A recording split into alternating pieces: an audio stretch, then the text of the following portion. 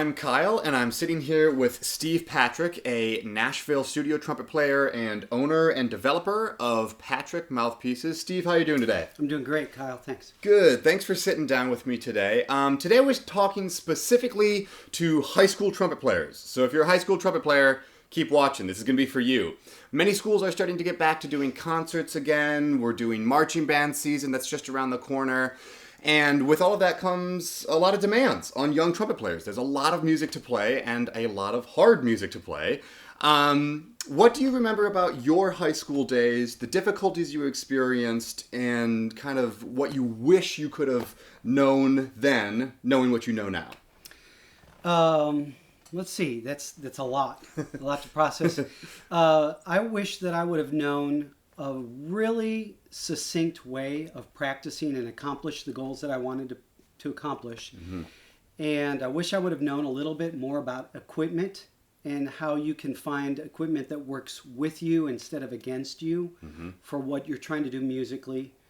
And those are the two big things. Right. And I know getting back into marching band season, and we've kind of skipped some concerts here, a lot of players are really struggling with range and endurance. That's kind of the big thing that all trumpet players, as we get back in to playing again, that we're trying to work out.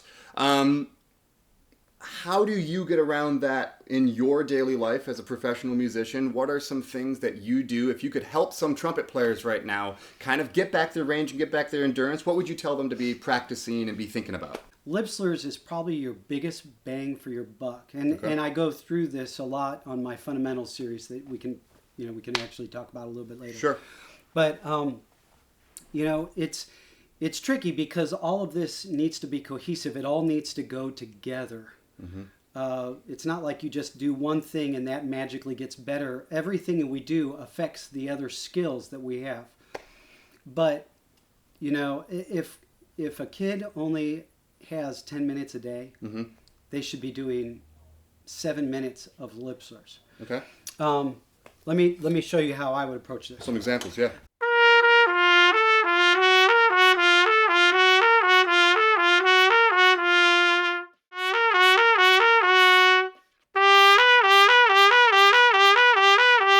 You can do them slowly. You can do them a little quicker. If you do them quicker, it works on your flexibility some. If you do them slowly, it works on your endurance. Also, what mouthpiece? Let's say you have a small mouthpiece and a big mouthpiece. Do it more on your big mouthpiece. Okay. But you want to do it some on your small mouthpiece. So if it's something that you do 3 or 4 times a week, do it 2-3 times on your big mouthpiece, 1 time on your small mouthpiece. Sure. And I'll show you kind of both versions of that. Yeah. I'm actually kind of showing you on my middle of the road. This is not a small mouthpiece, not a big mouthpiece. And I would start. You can find this on page 42 of the Arbenz book. So if these kids don't have an Arbenz book, you should get an Arbenz book. Follow along at home. You also, and let me do a plug for a friend of mine, Scott Belk. He's got lip slur books that are amazing. Sure. And he can do, it's unbelievable what he can do lip slur wise. You've heard him, I'm sure. Oh, yes.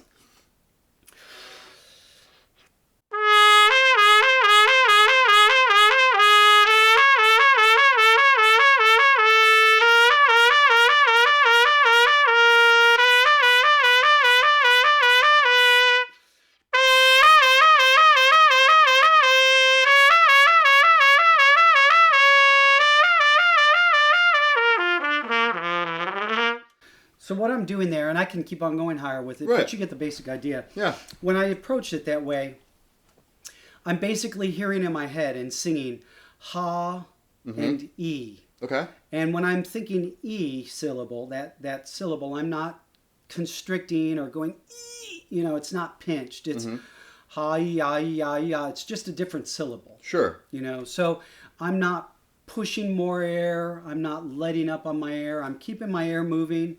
And I'm just hearing in my head what I want to happen and allowing my body to go there. I'm allowing my body to move to do that. And that's really your tongue going ha-ya-ya-ya. Sure.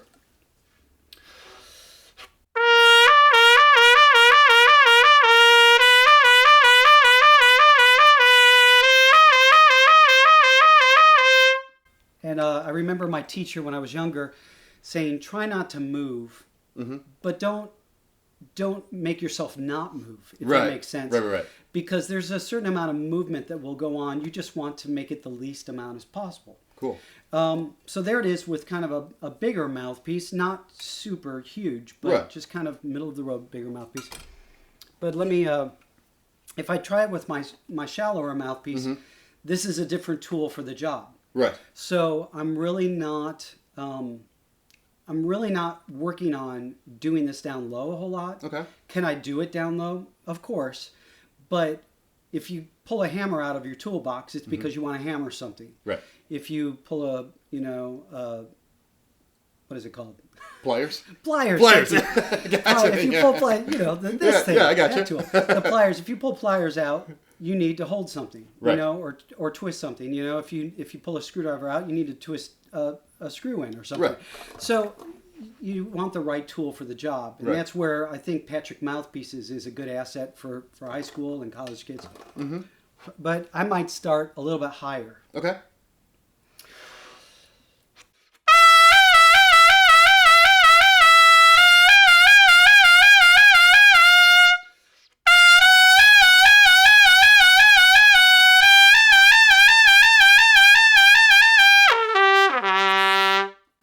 I might get a little bit tired and rest for a second. Sure. I might even put in an even shallower mouthpiece. If you're playing lead in your jazz band, or if you have some kind of solo or something coming up that's exposed and you have to play some really high stuff, right. Practice it on your shallow mouthpiece. Sure.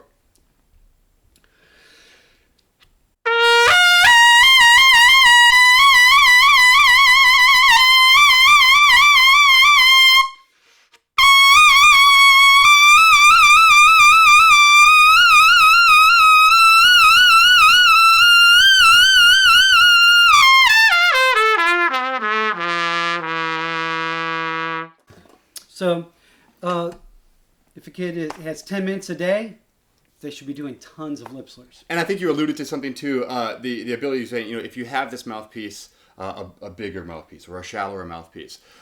For maybe the high school students that are only playing everything on one mouthpiece, and they're interested in learning more about mouthpieces and learning what might be appropriate for different things, you'd send them to the website. There's some mouthpiece descriptions there, am I right? Yeah, there's video descriptions on most of the models. We're still working on getting those out. Sure. But that's patrickmouthpieces.com. Okay. And, you click on Patrick Mouthpiece 3C. You can watch a video on it, and you can get a written description. One of these was a 7.3. Okay. And that's a 7 rim, but it has a 3C cup. So it's a little bit different than some of the other mouthpiece makers and what they've offered in the past. So, and you go into detail on the website, and people can follow along with you there. Yeah, very cool. and that's mainly because, it's like my journey caused me to need to make some different things that worked for me. Right. But then I realized, this works great for a lot of people because not everybody plays on a 3C or a 1.5C, but they want the overall characteristics and sound of a 3C or 1.5. How do you do that?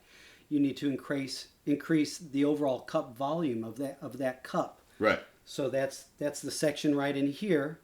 This is your cup section. You want a bigger volume. Sure. And so how can you do that but maybe have a smaller inner diameter that fits that particular person, their teeth and their lips?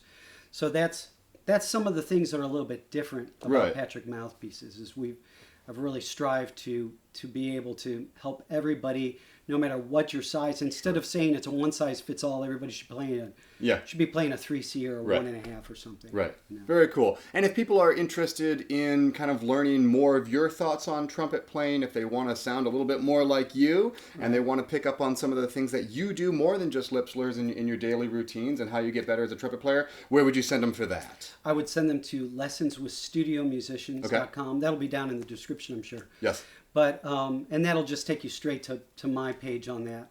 But that can tell you how do you approach these fundamentals daily, which a lot of people think of that as kind of a beginner thing. It's not. I'm still doing this every day of my life, working on the fundamentals, because when I go into any particular recording session or job, I have to sit in the chair and be able to single tongue or multiple tongue or have flexibility or a lot of endurance or a lot of range for any given situation that I'm in for that day. And so the way to keep that up is just by fundamentals. And so this is great for kids that have been playing for 1 or 2 years, all the way to people that have been playing for 40 years for a living. Right. You know. Very cool. Well, you got a lot of really good insight here, both in the Mouthpiece company and the way you address your horn. That's all available to you high schooler kids. Go check out Lessons with Studio Musicians. Go to Patrick Mouthpieces. Look at some of the mouthpieces. If you have questions, you can send an email and you go directly to this guy. You don't get a customer service desk. You get this guy who will sort of get you on the right track for something that will maybe fit the needs that you're experiencing as a high school trumpet player with the new demands that are coming your way. Steve, thank you so much for taking the time to sit down with me today, talk about your products, talk about what you do. If you're interested in more content like this, go check out all of the Steve Patrick social media accounts. We'll get those linked up in the description. You can follow along for new products that are coming out, more videos like this, just talking trumpet and having a good time. Thanks very much for stopping by. We'll see you next time. Thanks.